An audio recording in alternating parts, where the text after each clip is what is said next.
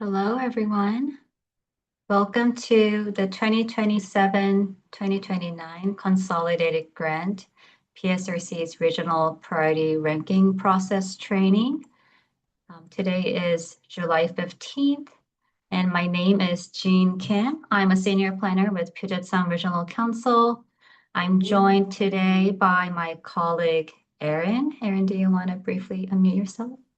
Yeah, thank you, Jean. Hi, everyone. My name is Erin Hogan. I'm an associate planner at Puget Sound Regional Council, working with Jean on the Consolidated Grant Regional Priority Ranking.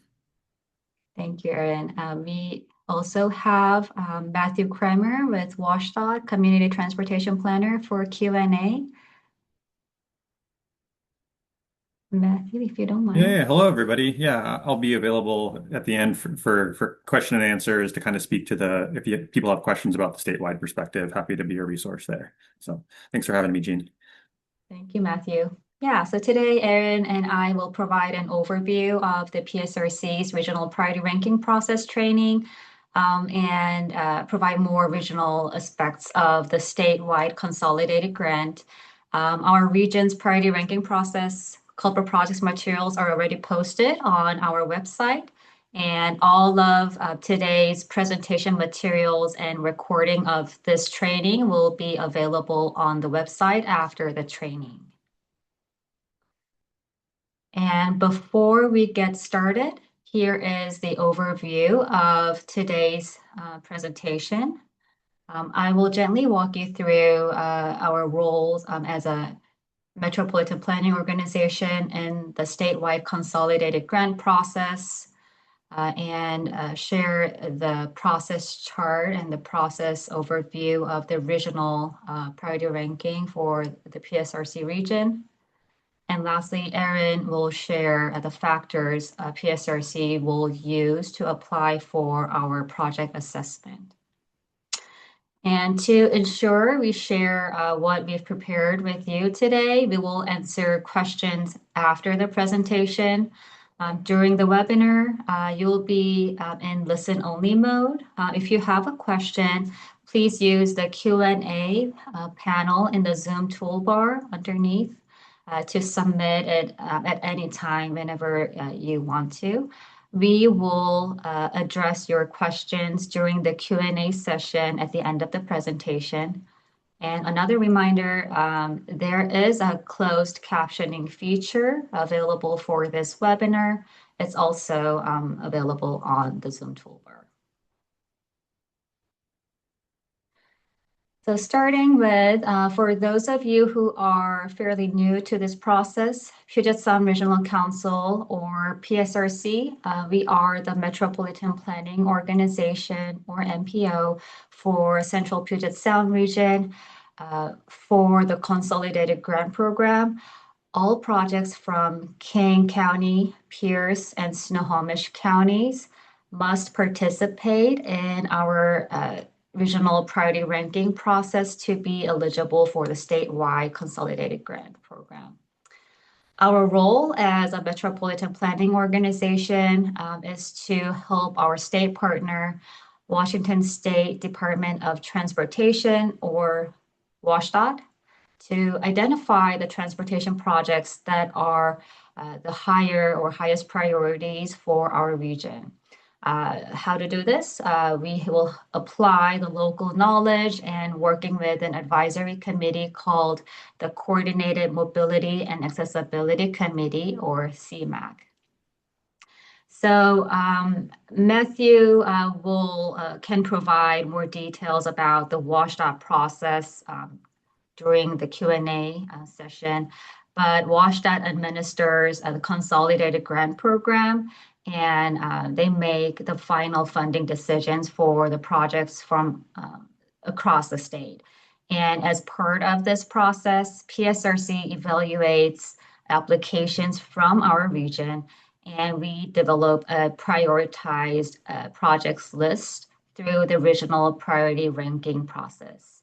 WashDOT considers both PSRC's regional priority rankings and its own statewide evaluation scores when making the final decisions on funding.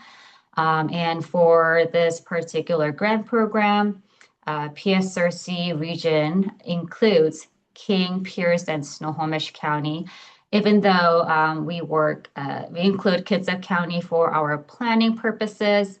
Kitsap County participates through the Peninsula Regional Transportation Planning Organization, or Peninsula RTPO, for the consolidated grant process.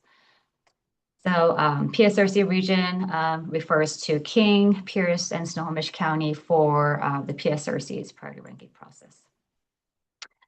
And PSRC recommends priority projects from those 3 counties for the state evaluation, and we assign alphabetical rankings to each project.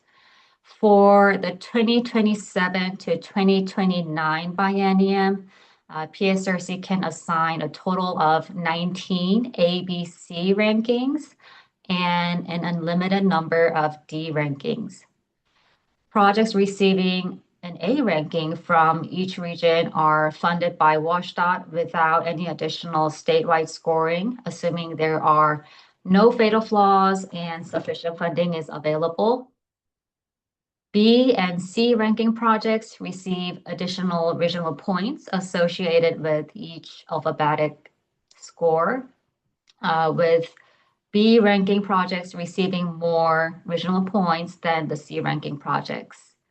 And D ranking projects will not receive any additional regional points toward their total statewide score, but a D ranking still makes a project eligible to compete for the statewide consolidated grant funding through the statewide evaluation process. Lastly, our region typically receives 20 to 24 applications per biennium. And this often is more than the number of A, B, and C rankings we can distribute. So typically, there are some projects on our list to receiving a D ranking, and we encourage all applications to submit the strongest application possible so they can earn a higher regional points or ranking and be placed in a higher ranking spot in the state's evaluation process.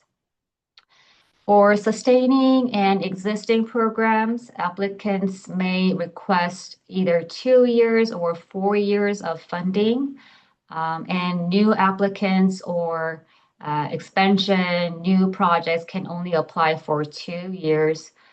Projects awarded 4 years of funding last biennium will receive the same alphabetical ranking for both biennia automatically. And for any questions on 2 years versus 4 years of funding or any project eligibility, please reach out to WashDOT, either Matthew Kramer or Katie, for more details.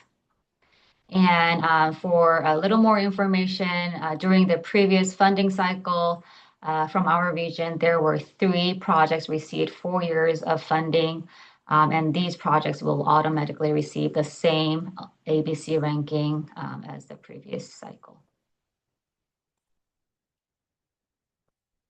And the state holds the consolidated grant every 2 years, so every other year. I'll walk you through this process chart in front of you. This chart really highlights our regional process within the overall statewide process. The gray boxes represent WashDOT's process, and the teal boxes show our regional PSRC's priority ranking recommendation process.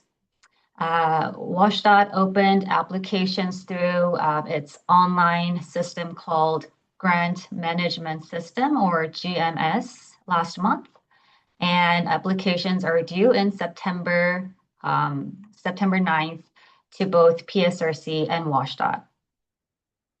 Once the applications are in, PSRC conducts the regional priority ranking process to develop the region's project recommendations.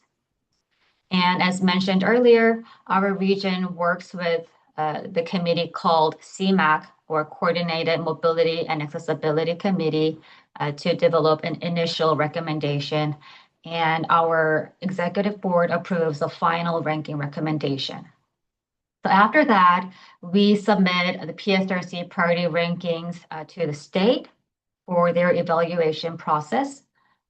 And state will take into considerations of those rankings on top of their scoring results based on their own scoring criteria.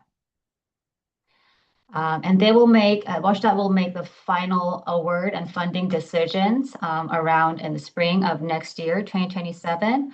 And we will be sure to partner and coordinate with the state throughout this process. And the funded projects will can begin their project implementation July of next year. And all of this information, again, is available and posted on our website, linked below, and the training slides will be posted on our website afterwards too. And to highlight the most important date, applications are due by 3 p.m. Pacific time on September 9th of this year. And to be eligible for PSRC's regional priority ranking process, application must submit their application to both WashDOT through the GMS or Grants Management System and export the completed application to a PDF and email the same application to PSRC. And both submissions must be made by 3 p.m. on September 9th for a project to participate in this year's process. We review the initial applications only. PSRC don't review we will not review the revised applications for the regional priority ranking recommendations, although state may require some applicants to submit their revised applications. We strongly encourage project sponsors to submit their application well before the September 9th deadline to avoid any last-minute issues. If you need any technical assistance from either WashDOT or PSRC, please contact us as early as possible so we have enough time to help before the deadline. And how to export the application to PDF from GMS system. So here is the screenshot of the current GMS system with a dummy project. You will get this view once you are done or in the progress editing the application. You can click on this blue button called Preview Application. And after you QA/QC your application, you can hit the print button on top of the bar under Submitted Applications. And you can print your application to PDF. Portrait is preferable. And you can save it on your desktop or on your computer and send it to PSRC. And once applications have been submitted, all project sponsors will be invited to sponsor presentation session on October 21st. The presentation schedule will be determined and posted after PSRC receive all applications by September 9th. In the meantime, we ask all project sponsors to reserve the day from 9:30 in the morning through the afternoon to avoid any scheduling conflicts. Again, it's October 21st, starting at 9:30 in the morning. The purpose of these presentations is to give sponsors an opportunity to share any additional stories or context that may not be fully captured in their application. As well as to answer any questions that arise during PSRC's evaluation. The presentation should be around 5 to 7 minutes maximum. We will not assess the quality of presentations. This session is designed to learn more about the projects that are not fully captured in the applications. Also, our CMAC committee members are invited to attend this session to become more familiar with the projects before they conduct the regional priority ranking deliberations on projects. The session will be held via Zoom, and we will follow up with project sponsors after the September 9th application deadline with additional details about the schedule and logistics. But please go ahead and reserve some time on your calendars for October 21st if you are considering submitting an application this year. And November 18 is the deliberation meeting date where PSRC and CMAC committee will develop a recommendation on regional rankings for the projects. This meeting will begin at 9:30 as well on November 18th.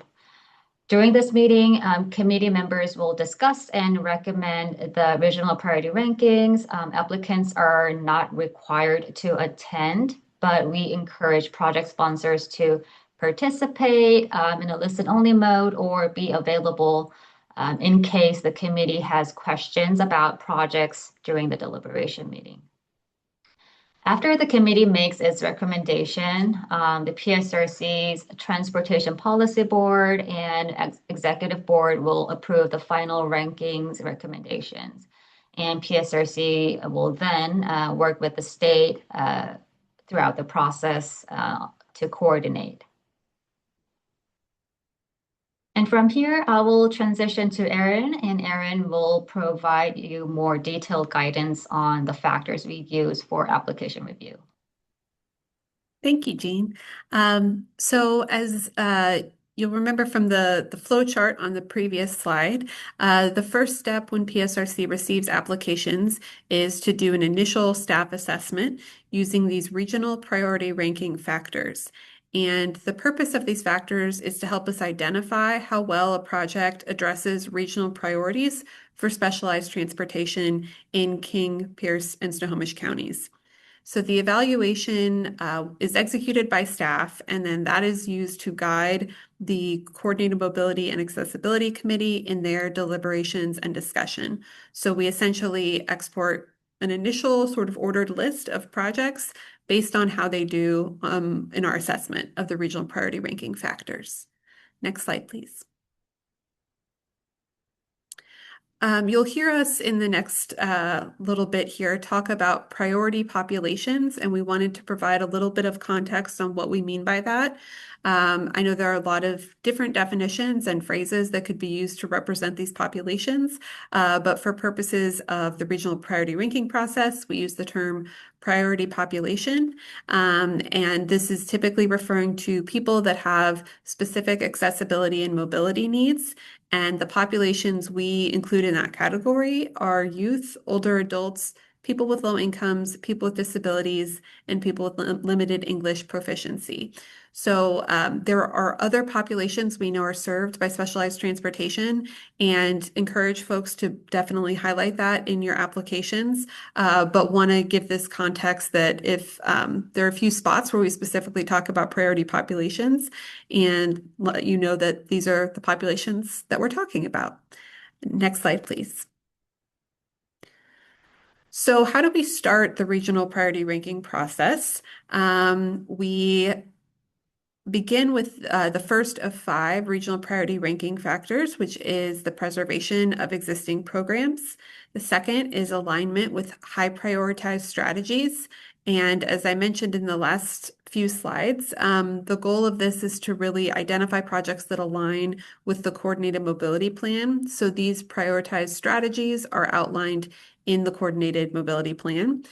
The third is service coordination. The fourth is performance measures and targets. And finally, community support. We will be diving into each of these in depth in the next several slides, but we wanted to give an overview of what these 5 factors are that we're assessing with the initial review of applications. Next slide, please. So a bit about how the assessment works and the approach is for each of those 5 factors, PSRC staff will review an application and award either a yes, a no, or new this year, a partial yes. So as a bit of explanation, a yes response indicates that a project application fully addressed the factors. If you look in some of our application guidance materials on the website, you'll see that some of these factors are kind of multifaceted, or it might be sort of a 3-part factor. So to get a yes, you need to address all components of the ranking factor. A no means that you did not fully address all of the components of the factor or address none of it. But something new we're doing this year, something we've seen a lot in the past is, especially for those multi-part factors, a lot of applicants will get maybe 1 or 2 of the parts addressed, but there's like one last piece they're kind of missing. And so in these cases this year, we may be awarding a partial yes, just to kind of give a little more gradation when we do that initial list of projects and to draw some distinction between an application that didn't address any of the factor and applications that addressed most of the factor. I know that sounds a little bit ambiguous at this point, and this is a new thing we're trying this year. So bear with us as we kind of sort through this, but I think this is something we've learned from the last several processes and want to give folks an opportunity or want to give credit for applications that do kind of try to address the factor by covering maybe some of the parts. So an example of that could be that there are requirements around performance data and target setting, and including some details for priority populations. So in the instance where all of the other measures and targets are addressed, but maybe priority populations weren't highlighted, that could maybe warrant a partial yes. Again, we still encourage everybody to address all components of a factor, and you'll fare better in the initial assessment if the more full yeses you get. But this is a new thing we are trying. And also wanted to highlight that we do reevaluate the projects and make adjustments after the sponsor presentations. Again, I think your best bet to get a yes is to address something in the application, specifically in the area of the application suggested in our guidance. That means it will be very easy for us to find. There's no way we will miss it. And if you've clearly spelled out how you meet the factor, then it's a very easy yes. Versus, again, we will make adjustments after sponsor presentations if there were maybe some holes in the application in regards to the factors. Obviously not for eligibility. But again, really encourage people to put as much as you can to meet the factors in the applications. But again, we will consider new material or new information given during sponsor presentations. Next slide, please. So now we're going to dive a little bit deeper into each of these 5 factors to explain what they are. Those short phrases aren't very telling, I know. So we'll begin with the preservation of existing programs. And so the goal of this is really to support existing services that people rely on before funding expansion or new projects. I also want to pause and maybe should have mentioned earlier, we have worked with the Coordinated Mobility and Accessibility Committee on developing these factors. And again, that they are rooted in the Coordinated Mobility Plan. So this is something that's been identified as a priority that within our region, we don't want to fund new or expansion projects at the risk of maybe cutting a really vital service that folks are relying on today. So that's a bit of an origin of this factor. To receive a yes, a project needs to indicate that funding will be used to support an established service level of an existing project. So again, by established service level, that means not expanding or like significantly increasing the service level to where it would be considered an expansion project. I know that WashDOT has a specific definition of existing programs, and that helps determine, as Jean mentioned earlier, whether an applicant can apply for 2 years or 4 years. And we're a little maybe less exacting for this criteria. Really, the heart of it is just, is this a service existing today that folks are relying on that we want to continue? So just wanted to make that distinction. Next slide, please. The second one is alignment with the high prioritized strategies. As I mentioned, the strategies we're talking about are in the Coordinated Mobility Plan.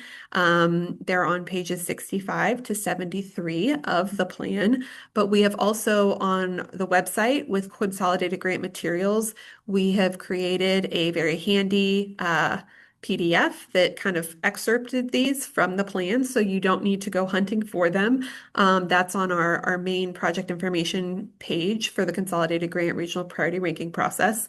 So that's where you'll find these strategies. The way that we develop the Coordinated Mobility Plan, there are some strategies that are high priority and some that are considered other priority. So what we're looking for is whether the project aligns with at least one high priority regional strategy. So that's what, in order to receive a yes, an application needs to identify the high prioritized strategy that it addresses and gives a short explanation of how they address it. And let's go to the next slide, Jean. This might be easier with an example.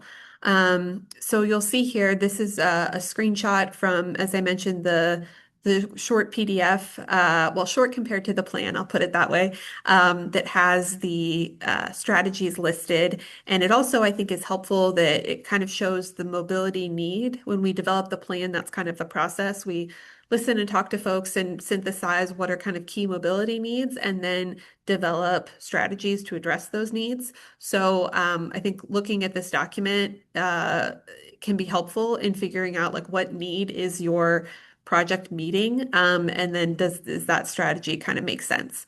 We also wanted to highlight that, yeah, throughout the document, you'll see the first example on this slide is a high priority strategy. That's going to be the column all the way to the right that's in green.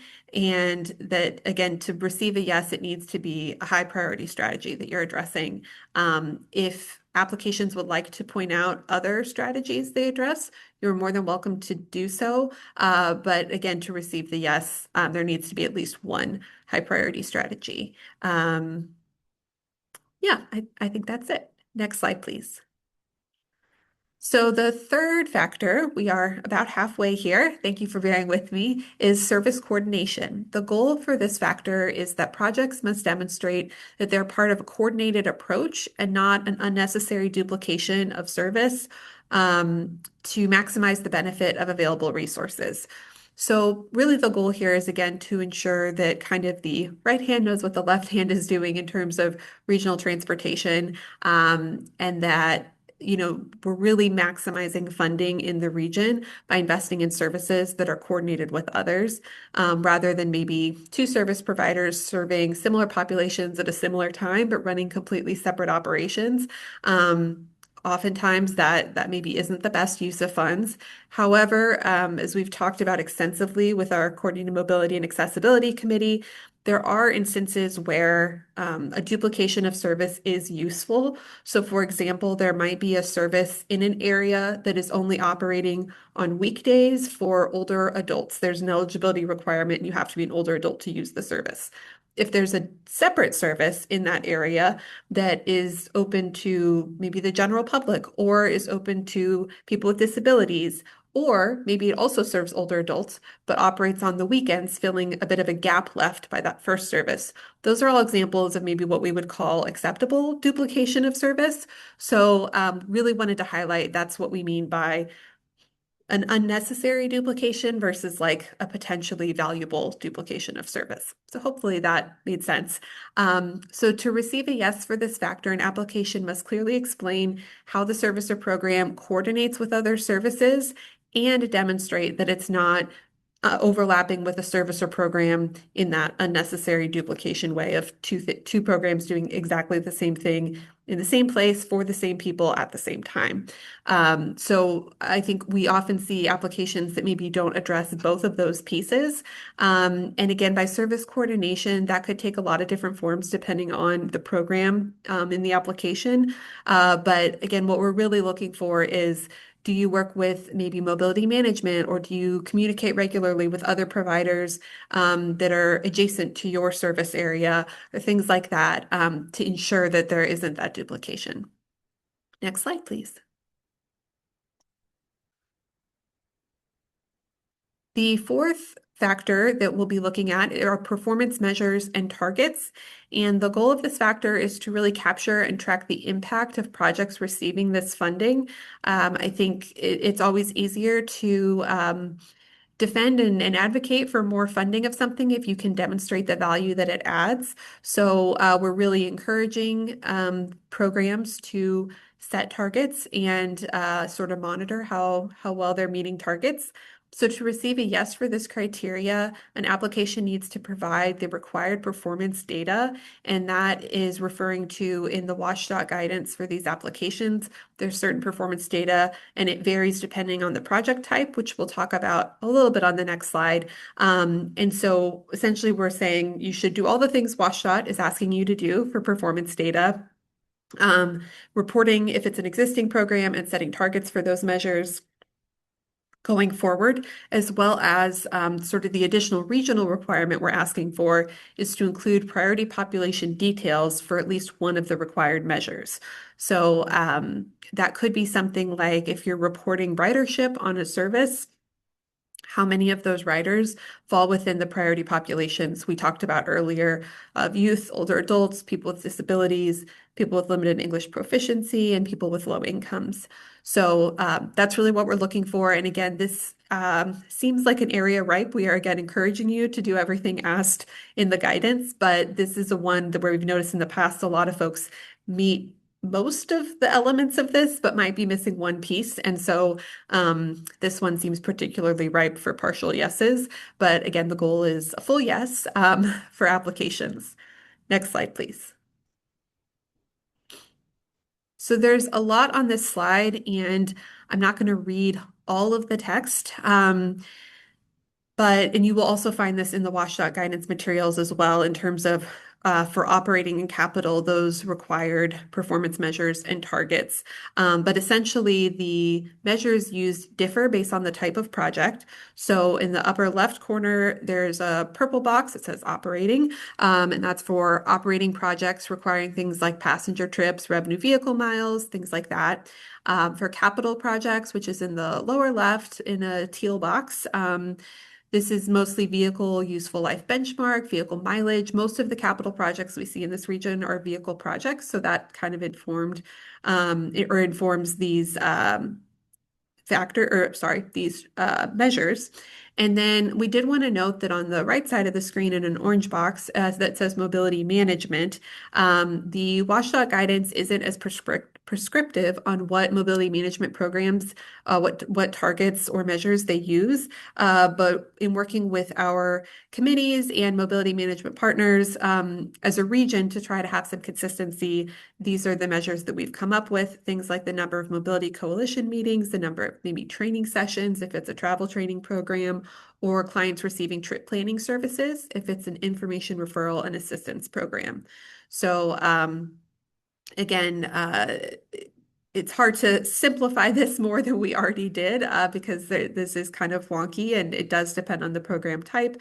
But for basically each of the bullets in your category of application, you would need to set a target for each of those bullets. And then we've also included in here the priority population detail I mentioned on the last slide. And I also wanted to note that within the guidance that we've provided on our website, we gave a couple examples of including that priority population detail, acknowledging that's kind of a newer thing we're asking for and can be a little bit confusing and maybe is more intuitive for some projects than others. So encourage you to look through the guidance to see some additional examples of how to integrate that priority population detail. Next slide, please. So our final factor is termed community support, and the goal here is to ensure that projects are addressing community needs through engagement, especially with those priority populations. So in theory, the idea being that you're listening to what community members need and designing services or programs that meet those community needs rather than just guessing maybe what would work in a community. So to receive a yes, this is another kind of multi-part factor. The application needs to identify priority populations that are served by the project and use supportive information or data to demonstrate that, and then describe engagement with the priority populations, and then explain how the project maybe is responsive to that engagement. So if there were gaps or priorities you heard through engagement, how is the service maybe, if it's a new service, did it originate from sort of community input, or if it's an ongoing program, how are you sort of continually adjusting the service based on what you're hearing from the community? I also wanted to point out that I think a thing folks struggled with last year was maybe thinking that this factor required maybe a set aside of funds to do specific engagement for the specific project they're applying for, and that isn't always necessary. You are welcome to leverage engagement from other sources. Maybe something came up in a jurisdiction's comprehensive plan that said, in this particular neighborhood, there are major transportation gaps, and your service fills that. Or if there's a, regional mobility survey that discusses particular needs in certain areas, you can definitely leverage some of that existing information. We just really want to make sure projects are, again, tied to sort of demonstrated community needs, rather than kind of a shot in the dark of what might work in an area. Next slide, please. And I think I will pass it back over to Jean here to go over some of those materials I mentioned. Thank you, Erin. So yeah, as we mentioned, all of these call for projects materials are posted on our specialized transportation funding webpage. That includes the schedule of our region's priority ranking process, really highlighting the important dates within our process. Regional priority ranking factors guidance include more detailed information of what Erin just shared about the factors we will apply for our assessment. And given that the plan is newly adopted this year in May, we have prepared an excerpt of prioritized strategies from the Coordinated Mobility Plan. It's a handy PDF that shows the list of high priority strategies from the new plan, as well as the other priority strategies. And we also posted population density maps for 3 counties that we work with. And lastly, 2025, 2027, so the last bienniums, our region's projects funded by the Consolidated grant information is posted on our website. If you need any additional data or mapping support, please consider submitting a PSRC data request. That will go through our data team, but our data partner will need enough time to fulfill your request, and especially it's summertime.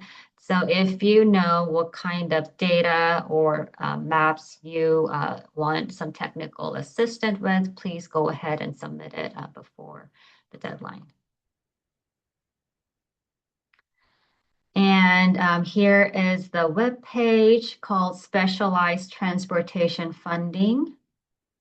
I will show you where we posted all the materials. So under the current WashDOT Consolidated grant section, we posted information for the upcoming process.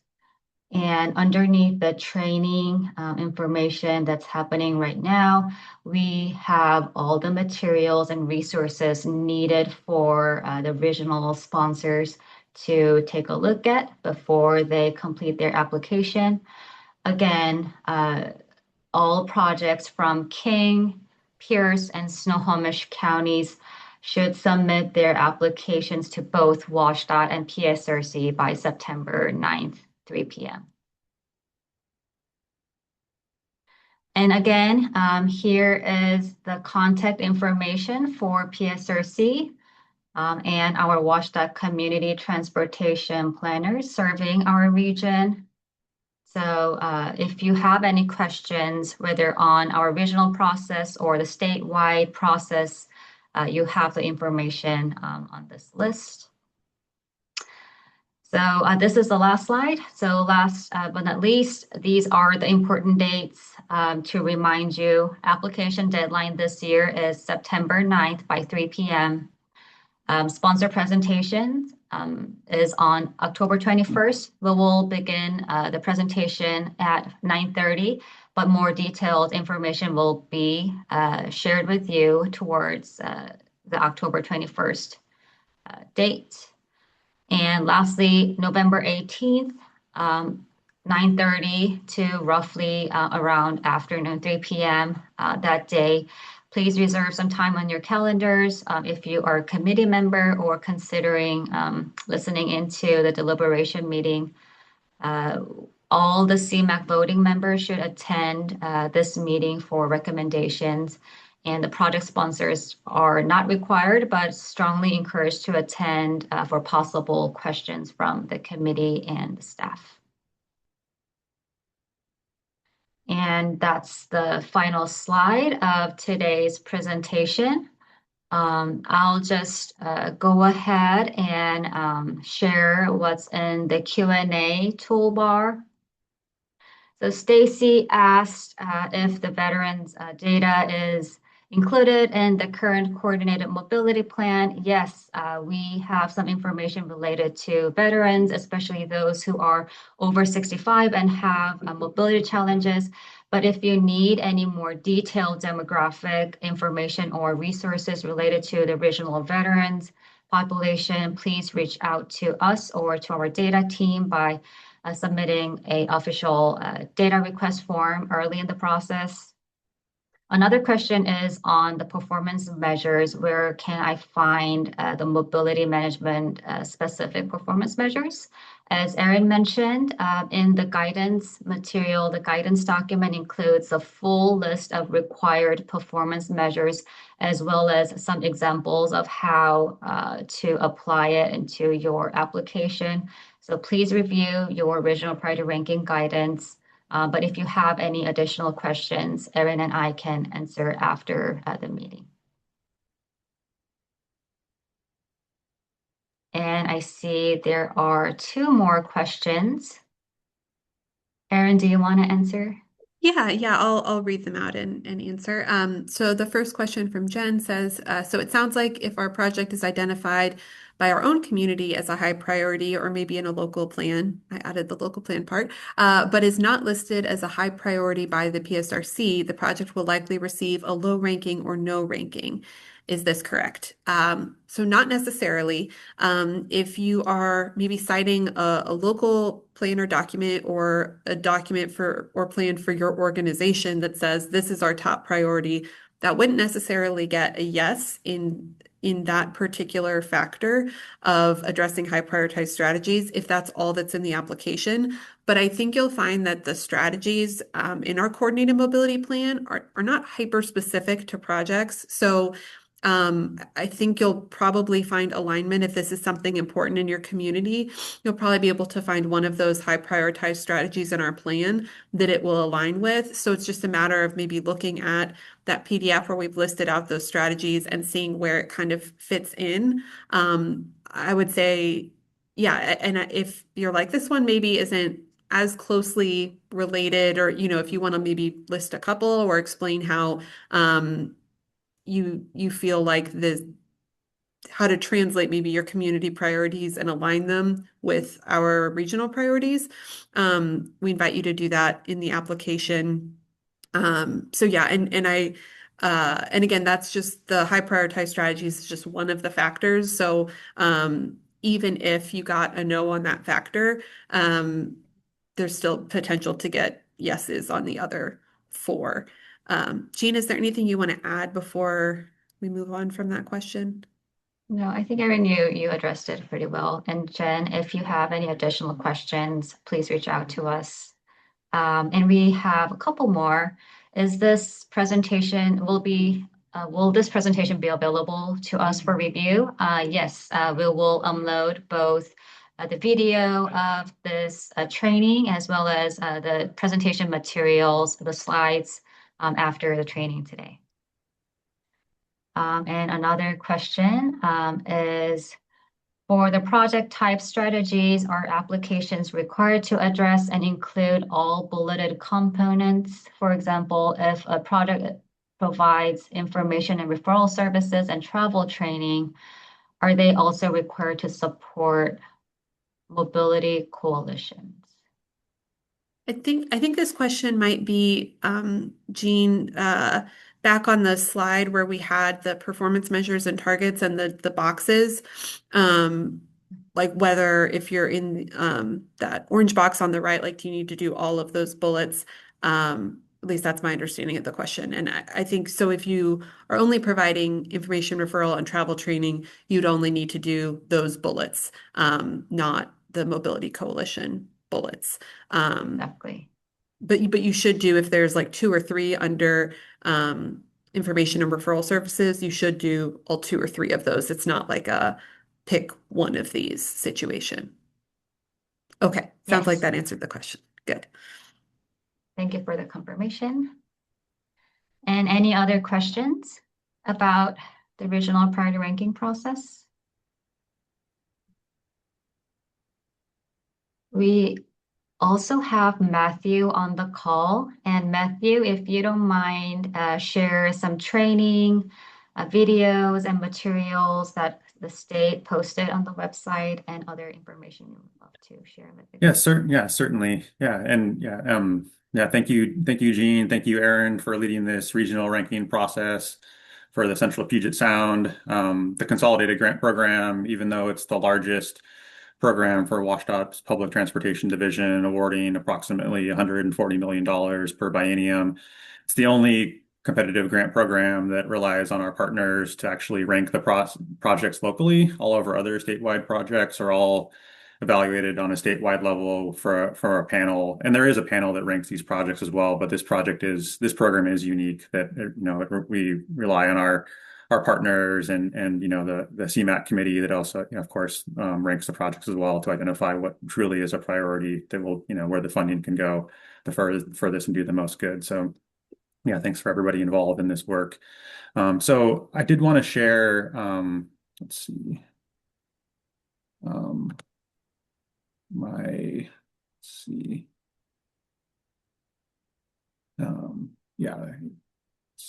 the is the website coming clear? Yes. Okay. So, and some of you might have already attended. We as WashDOT Public Transportation Division, we had an opportunity last week that is kind of an open house to answer questions similar to this format today. But we did create several training resources that I would like to kind of point folks to consult as you prepare your applications. So this is the Consolidated Grant Program on the WashDOT Public Transportation Division. The Consolidated Grant Program, as discussed, is very flexible in what it funds. It funds the full range of project types from operating projects, deliver transportation services, mobility management. You can do planning projects if you have a project in mind that you want to pursue a full, and to implement down the road. We also do fund planning work. And then there's also vehicle and equipment. So buying buses, buying chargers if you want to go EV, small scale construction projects up to $2.5 million. So that the whole range of project types are all available. So these individualized application instructions will walk you through how to prepare your application for those individualized project types. In addition to the written instructions, there are these training materials that'll also walk you through the application as well. So parts 1, 2, and 3 are universal regardless of if you want to do a planning project or an operating project, mobility management, or a capital project. Part 4B, 4A, and B are tailored to vehicle and equipment because there are a little bit more details such as the vehicle procurement milestones and things like that. So those are just tailored to those in addition to the universal projects There's some specific information there. So kind of between, these recorded video instructions and the written instructions, that it does cover that it is a comprehensive in the information being delivered. So it should provide a lot of helpful guidance in what we're looking for as the state to evaluate the projects. In addition to that, there are even kind of detailed supplement, like not necessarily templates, but just reference materials of what the applications looks like for what we're looking for. In addition to that, there's an FAQ that you can consult. I'll drop this information in the chat, but there is a general grants contact that you can send your questions to, and we monitor that email inbox and can provide technical assistance there as well. Yeah, I can post this in the chat as well. And then yeah, it talks about match requirements, and then here's our other deadline. In addition to the deadline or the schedule that Gene shared related to the regional ranking, these are some important dates to consider. Of course, September 9th is the hard deadline. We must receive your grant proposals. If that would be considered a fatal flaw. If we don't receive your grant application by September 9th, then you'd have to wait till the next cycle to reapply with us. We work with you on if a fatal flaw would be something that wouldn't allow your application so it's missing information. It's an ineligible project. We don't fund ferries, or it's outside of the realm of specialized transportation or public transportation, essentially. So yeah, look at this schedule in more detail. And then these were the previous applicants that received funding, not just within PSRC's competition, but in the statewide competition, just to give you a sense of the types of projects that we funded in the past.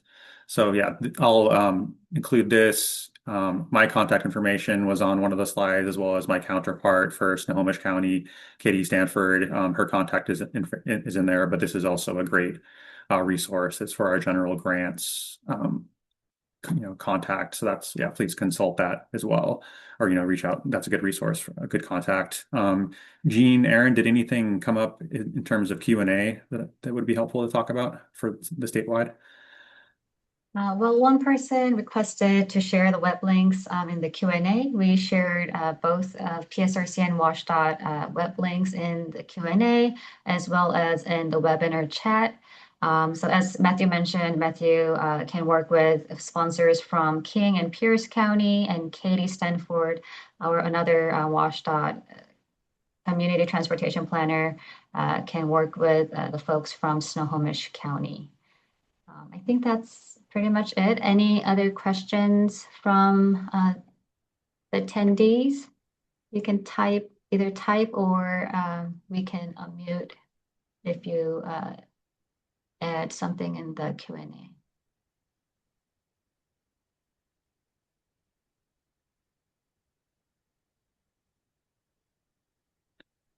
So Cole asked, who is Snohomish County contact? It will be Katie Stanford. I will type her contact information in the Q&A for Cole.